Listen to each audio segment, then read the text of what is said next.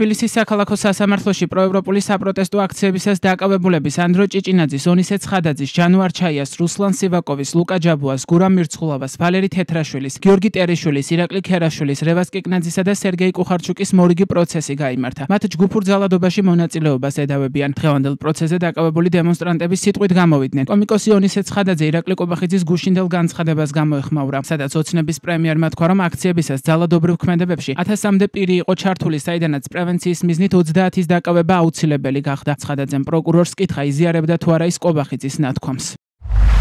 ირაკლი კობახიძე არის იდიოტი, იურისტი, რომელმაც მგონი იურიდიული საერთოდ არ იცის. ანუ პრევენციისთვის 1000 კაციდან დავიჭირეთ 30 კაცი ამ საქმეზეო, ამბობს ქვეყნის პრემიერ-მინისტრი. მოცემულ შემთხვევაში საქმე მაშინ უნდა დადგეს თავდაყირა. ანუ გამოდის, რომ ეს ბრალი არის მოგონილი და ბატონ ვახტანგთან მექნება კითხვა, ეთანხმება თუ არა მსგავს მოსაზრებას, რომ ჩვენ პრევენციისთვის ვართ დაკავებული. ირაკლი კობახიძის გუშინდელ განცხადებას კიდევ ერთი ბრალდებული მსახიობი ანდრო ჭიჭინაძე გამოეხმაურა.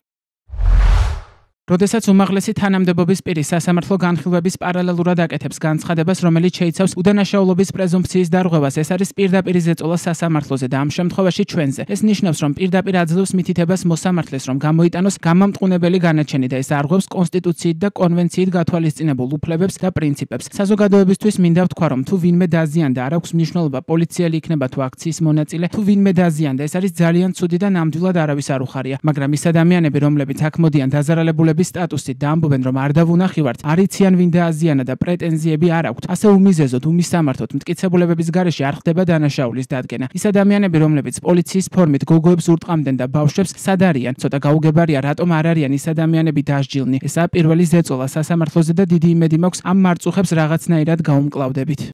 დღევანდელ სხდომაზე განსაკუთრებულ დავალებათა დეპარტამენტის თანამშრომელი გურამ კვირიკაშვილი დაიკითხა, რომელსაც საქმეში დაზარალებული სტატუსი აქვს. როგორც სპეცრაზმელმა გურამ კვირიკაშვილმა თქვა, 30 ნოემბრის საპროტესტო აქციაზე დემონსტრანტის მხრიდან ნასროლი პიროტექნიკით დაზიანება მიიღო, თუმცა არ დაუნახავს ვინ დააზიანა. ამის შემდგომ ანდრო ჭიჭინაძის ადვოკატმა მოწმე სპეცრაზმელს კითხა, ჭიჭინაძის მიმართ აქვს თუ არა პრეტენზია, რადგანაც მისივე განმარტებით ანდრო ჭიჭინაძე 1 დეკემბერს ღამის 1 საათსა და 30 წუთზე აქციაზე არ ყოფილა. მოწმის თქმით, მას ანდრო ჭიჭინაძის მიმართ პირადი ინტერესი არ გააჩნია. სპეცრაზმელმა დააზუსტა, რომ მას ინტერესი ექნება იმ ადამიანების მიმართ, ვისაც დანაშაული დაუდასტურდება. მას ადვოკატმა გუჯა ავსაჯანიშვილმა კითხა, დარბაზში მყოფი ბრალდებულებიდან ხომ არ ამოიცნო რომელიმე და ასევე ხომ არ შეუძლია კიდევ ერთი ბრალდებულის, რევას კიკნაძის ამოცნობა, რომელიც დარბაზიდან არის გაძევებული. ამ კითხვის საპასუხოდ მოწმემ თქვა, რომ გარემოებიდან გამომდინარე ის არც ერთ მათგანს არ იცნობს. ადვოკატის დამატებითი კითხვის საპასუხოდ განმარტა, რომ წარმოდგენილი ბრალდებულების ამოცნობა მისთვის არც გამომძიებელს შეუთავაზებია.